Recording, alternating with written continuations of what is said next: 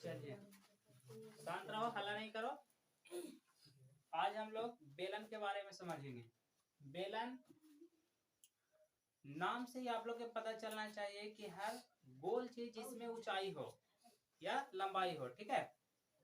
जैसे आपको बेलन के मतलब समझ गए हैं, हेडिंग है क्या, बेलन। इसको इंग्लिश में क्या कहते हैं, सिलेंडर। ऐसे भी सिलेंडर से समझो ना, सिलेंडर हर व्यक्ति के घर में होता है। एलपीजी जिससे खाना बनाते हैं, उसका सोच लो ऊपर वाला पकड़ने वाला हटा दो, बाकी गोल गोल क्या है, एक सिलेंडर है, यानी एक बेलन है। आप लोग घर में रोटी बेलते हैं, जिसको दोनों तरफ से पकड़ने वाला हटा दो, उसके बाद जो बच जाएगा क्या हो गया, बेलन हो गया, ठीक है। आप इस स्केच को देख लो, ठीक है, ये भी एक क्या है, बेलन है। बात समझ में आ रहा है। तो बेलन गोल होगा चारों तरफ से, यानी कि जहां तक उसकी ऊंचाई हो पूरा के पूरा क्या रहेगा, बराबर रहेगा। एक बेलन में एक नीचे वृत्त होगा और एक ऊपर वृत्त होगा। यानी एक बेलन में कितने वृत्त हो सकते हैं, दो, एक नीचे और एक ऊपर, यानी दोनों सिरा पे होता है, ठीक है। निचला सिरा को आधार कहते हैं और ऊपरी को, यानी जिसपे वो खड़ा रहेगा वो आधार कहलाएगा। उसको अगर उलट देंगे तो ऊपर वाला फिर आधार बन जाएगा, है ना। जो नीचे रहेगा वही आधार कहलाता है, ठीक है। आप लोग बेलन समझ चुके हैं। बेलन कहने से ही आप लोग का समझ में आ जाना चाहिए कि गोल चीज है ना, जिसमें ऊंचाई हो। अब गोल में तो सेब संतरा भी आ जाएगा, तो क्या वो बेलन है, नहीं। उसमें ऊंचाई होना चाहिए और एकदम बराबर चारों तरफ से होना चाहिए, ठीक है।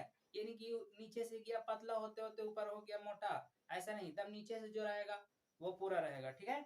चलिए जैसे आप लोग बेलन देखें, ये देखिए बेलन का आकृति है। इसको अब हम लोग समझने के लिए क्या करेंगे, तो देखिए एक बेलन बना दिए, 3D फिगर है, तो इसको बोर्ड पे कैसे दिखा सकते हैं, जो भी है आप समझिए।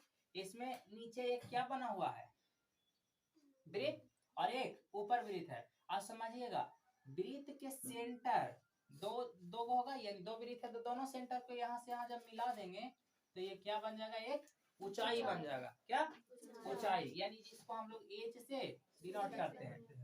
और इस बिंदु से ही, यानी इस वृत्त के केंद्र से अगर हम लोग इसका साइड को मिला देते हैं, किनारा को, तो बनता है केंद्र से साइड तक की दूरी को हम लोग त्रिज्या कहते हैं। क्या कहते हैं बाबू, त्रिज्या कहते हैं, जिसको आर से हम लोग सूचित करते हैं, त्रिज्या, यानी आर फॉर रेडियस। क्या,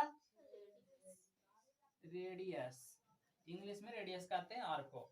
डायमीटर डी को कहते हैं। तो सुनिए, इधर से इधर जब जाएंगे एक तरफ साइड को तो त्रिज्या कहेंगे, अगर लेफ्ट में जाएंगे तो भी त्रिज्या, और दोनों त्रिज्या को जब जोड़ देंगे और प्लस आर तक क्या बन जाएगा, बी, यानी व्यास, डायमीटर, ठीक है।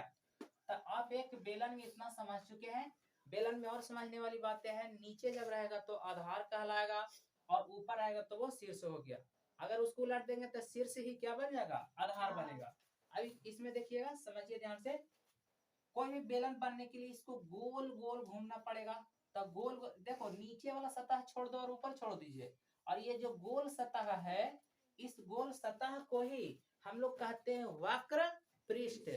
वक्र पृष्ठ सतह या वक्र पृष्ठ को ही सतह कहते हैं। तो आप लोग वक्र पृष्ठ जैसा ही कहेगा तो आप नीचे और ऊपर छोड़ देना है दम, सोचना कि सिर्फ उसका गोल गोल का एरिया, ठीक है, उसी को वक्र पृष्ठ कहते हैं। बात समझ में आया।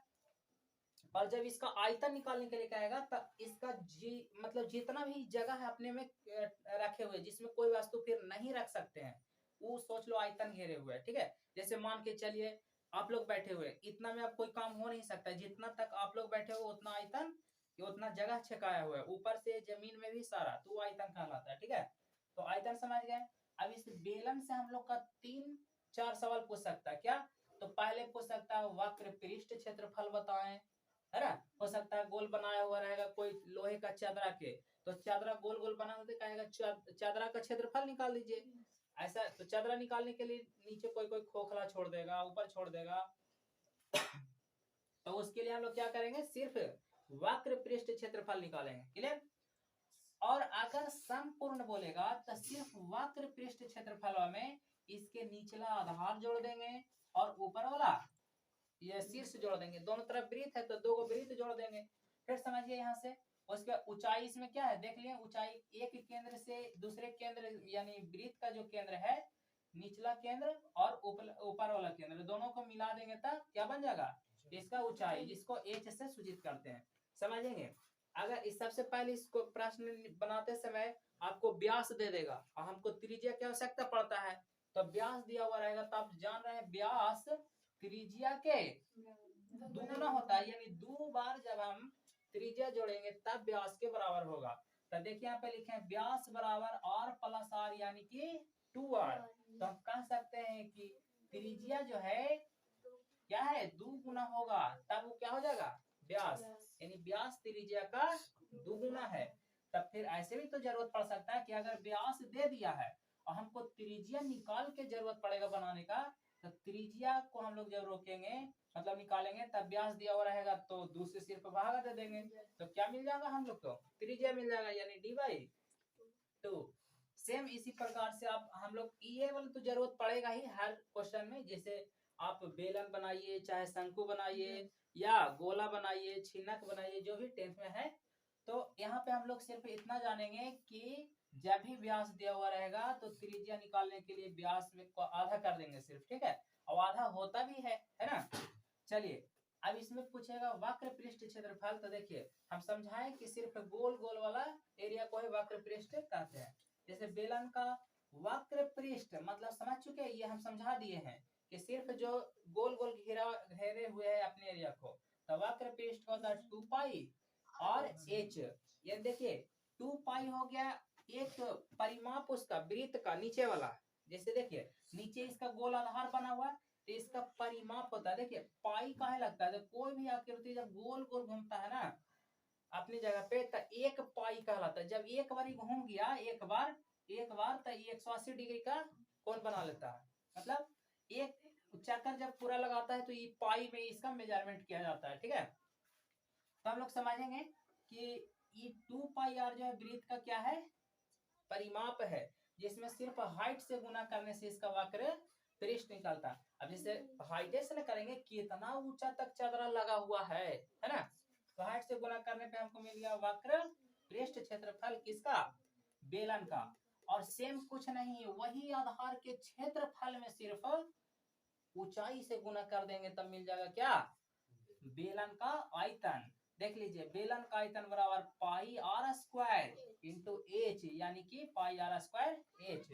तब पाई आर स्क्वायर बेलन का सिर्फ वृत्त का क्षेत्रफल होता है, और उसमें ऊंचाई से गुना कर देंगे कितना ऊंचा तक है, बस वही से हो जाएगा क्या, पाई आर स्क्वायर, जो कि इसका आयतन हो गया बेलन का। और एक प्रश्न पूछ सकता है कि बेलन का कुल पृष्ठ क्षेत्रफल बताएं, या उसी को संपूर्ण पृष्ठ क्षेत्रफल भी बोला जाता है। और उसको जब भी पूछेगा तो हम आपको बताएं कि संपूर्ण कह दिया तो जितना आकृति दिख रहा है टोटल, तो उसके लिए आप देखिए तो पहले तो वक्र पृष्ठ हमको दिख रहा है, वक्र पृष्ठ क्षेत्रफल 2 पाई आर एच हम लोग जानते हैं। अब बोले कि एगो नीचे होता है वृत्त, तो उसके लिए वृत्त क्षेत्रफल बोला है तो क्षेत्रफल लगाएंगे, तब पाई आर स्क्वायर। ऊपर होता है तो उसके लिए भी पाई आर स्क्वायर। अब सब को ऐड करिए तो देखो 2 पाई आर एच प्लस इसको जोड़ दिए तो 2 पाई आर स्क्वायर हो गया, जैसे 2 बार हो गया ना, एक बार ये और एक बार ये, एक एक मिलके कितना 2 पाई आर स्क्वायर। अब इसमें देखिए 2 पाई आर है, इसमें भी 2 पाई आर है, कॉमन कर लिए दोनों के लिए जो है ना, आगे कर लिए। इसमें बच गया कौन, आर, और इसमें 2 पाई आर हो गया बाहर, तो कौन एक तो बचा, आर बचा। इस प्रकार से हमको मिल गया बेलन का संपूर्ण पृष्ठ क्षेत्रफल। यहाँ से बाबू एक प्रश्न और भी पूछ सकता है, क्या पता है, कभी कभी खोखला बेलन बोल देगा। खोखला बेलन जैसे आप देखे होंगे रोड रोलर है ना, पुल में जो रोड के किनारे पानी को आसपास करने वाला, क्या उसको हम लोग देहाती में बोलते हैं ढोंगा, है ना, पुल, उससे पानी प्रवाह करता है, तो उसकी जो मोटाई होता है वो एक प्रकार का क्या है, खोखला है, ठीक है। कुआं के ले लो, कुआं का सतह बाहर से और अंदर से नापेगा तो भी एक खोखला बेलन जैसा ही काम करता है। तो सोच लीजिए ये क्या है, बाहरी सतह और ये अंदर वाला सतह, ये इतना जगह छेके हुए है। अब इसके बीच में मान के चलिए कुआं है तो बीच में पानी रहेगा, तो इसमें तो पानी रह सकता है, इतना आयतन ही छेके हुए है। तो खोखला जब बोलेगा तो सिर्फ आयतन उससे हम लोग निकालते हैं। तो खोखला बेलन का आयतन, एक में 2 गुना बेलन बन गया, एगो बड़ा एगो छोटा, तब बड़ा के लिए बड़ा आर ले लेंगे और छोटा के लिए छोटा आर ले लेंगे।